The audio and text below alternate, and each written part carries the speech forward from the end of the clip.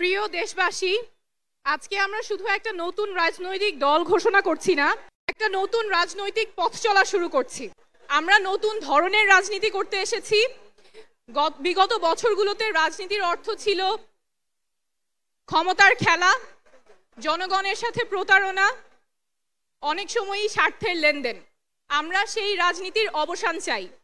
আমরা এমন রাজনীতি করতে চাই যেখানে শুধুমাত্র কোনো ব্যক্তি বা পরিবারের স্বার্থ সংরক্ষিত হবে না, রাজনীতি হবে মানুষের পাশে দাঁড়ানো, জনগণের কথা বলা।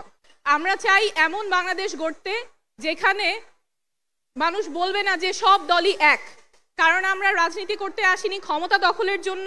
আমরা রাজনীতি করতে এসেছি জনগণের ক্ষমতা জনগণকে ফেরত দেবার জন্য।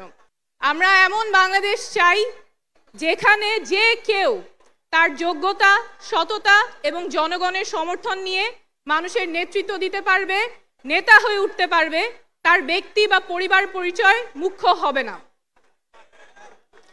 আমরা এমন বাংলাদেশ চাই যেখানে ক্ষমতা শুধুমাত্র কোনো ব্যক্তি বা পরিবারের কুক্ষিগত থাকবে না, ক্ষমতা থাকবে জনগণের হাতে।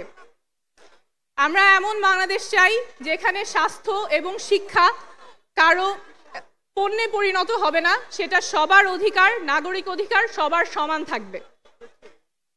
বাংলাদেশ বদলাবেই, শীঘ্রই বদলাবে, এবার অবশ্যই বদলাবে, আপনাদের হাত ধরেই বদলাবে। ধন্যবাদ।